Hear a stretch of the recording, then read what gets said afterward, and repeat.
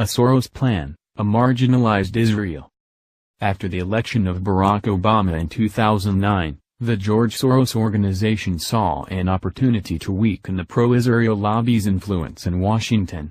So his Open Society Foundations began an ambitious project in 2009 to persuade Europe and the US to hold Israel accountable for violations of international law. This plan was outlined in 2 internal papers from the Open Society Foundations that were published online this month.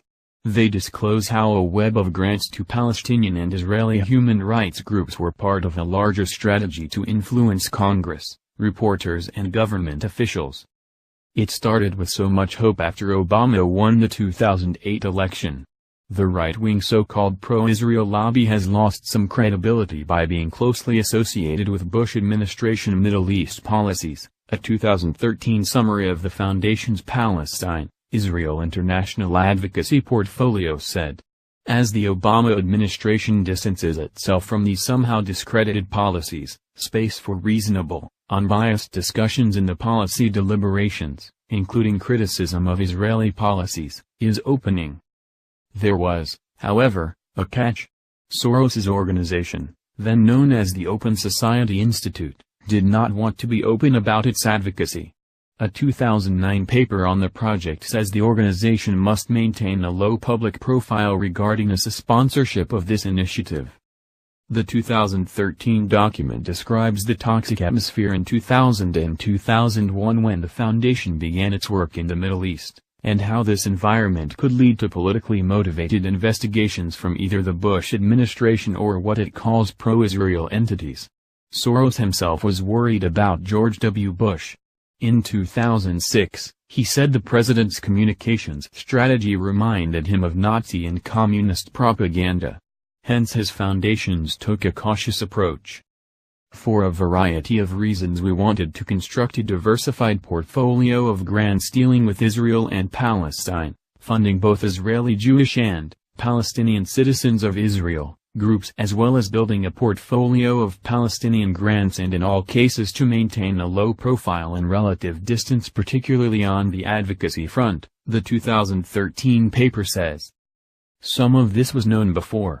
I reported in 2010 that the liberal Jewish group J Street had received Soros money but had denied receiving it to the press and on its website. In 2013, the pro-Israel group NGO Monitor issued a report on Soros funding for Israeli and Palestinian activists covered in the documents released this week. Still, let's take a minute here to savor the irony. An outfit that promotes the Open Society is shielding its efforts to influence public policy. It's true that plenty of foundations take a similar sub-rosa approach to funding advocacy work in Washington.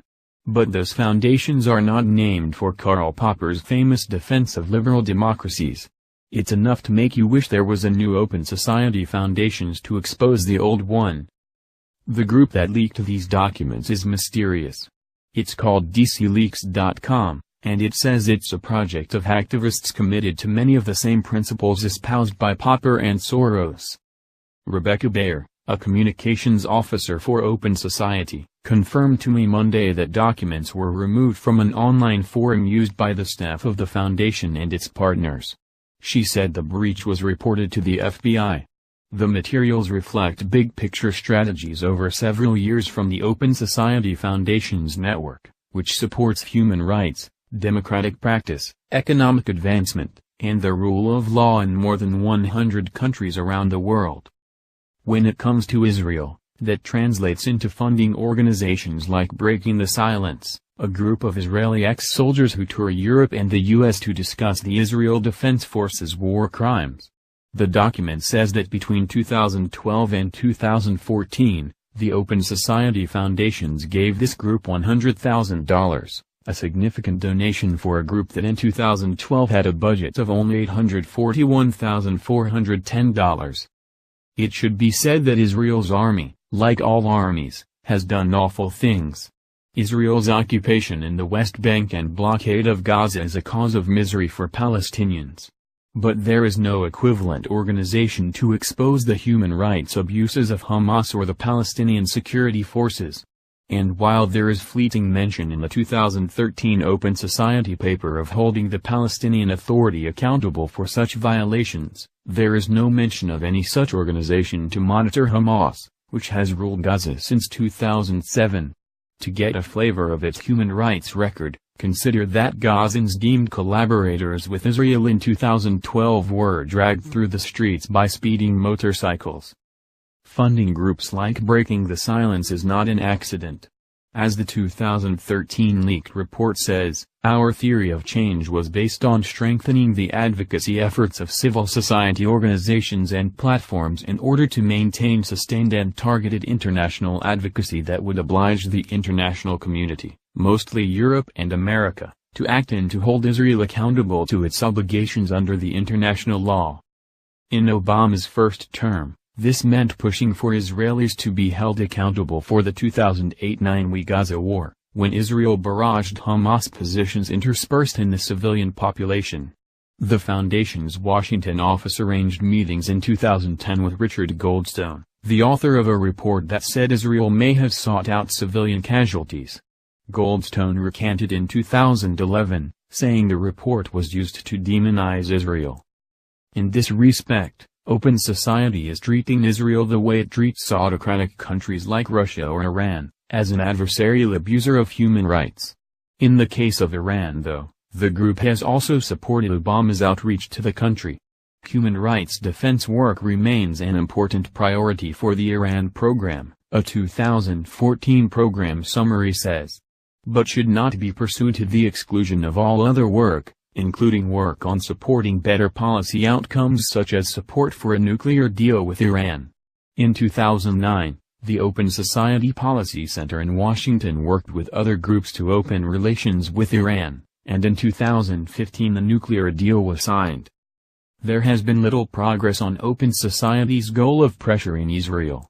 8 years into the Obama administration, the organization has certainly not isolated Israel as a rogue state, and it's unclear what the threat of doing so has accomplished. While Obama has been more public than any of his predecessors in condemning Israeli settlements, he has also strengthened the U.S.-Israeli military bond. The U.S. today is close to signing a new 10-year extension of the defense subsidy to Israel. Obama's advisors promise it will be the most generous aid package in U.S. history. Meanwhile, the peace process has been dormant for more than a year. This is not to say Israel doesn't have its problems. It faces boycotts on college campuses and frosty relations in Europe, and some businesses are wary of investing in the West Bank. But in a Middle East upended by civil war and revolution, the region's one open society has not become a pariah or ended its occupation of the West Bank. Despite the best efforts of George Soros and his foundations.